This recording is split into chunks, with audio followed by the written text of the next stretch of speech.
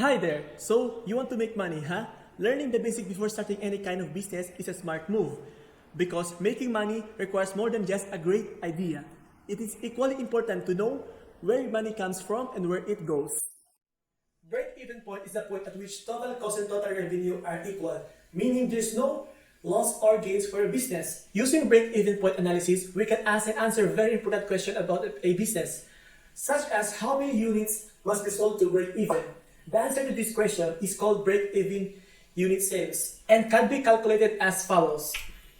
Fixed cost divided by contribution margin. Before that, we need to understand that there are two types of expenses, fixed cost and variable cost. Fixed cost does not change regardless of how many products are sold. Examples include rent and insurance. Variable cost, on the other hand, change depending on how many products are made, such as used to manufacture a product and consumption of fuel during production. Now let's proceed to the example for us to understand. Let's assume a given of sales price of $100 per unit, variable cost of $60 per unit, and a fixed cost of $25,000. So again, we'll apply the formula.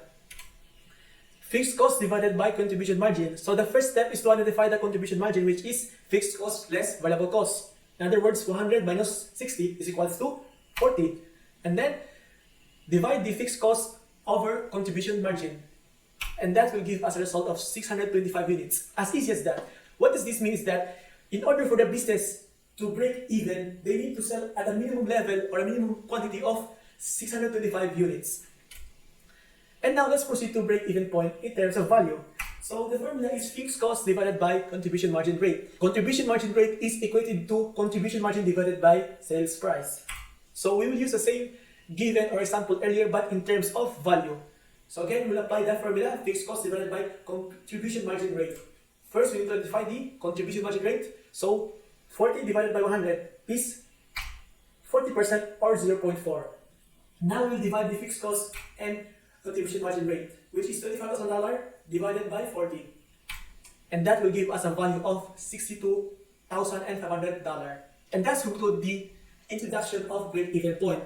For a business, knowing and reaching the break-even point is the first major step towards creating a profitable company. Thank you for watching. Till next time.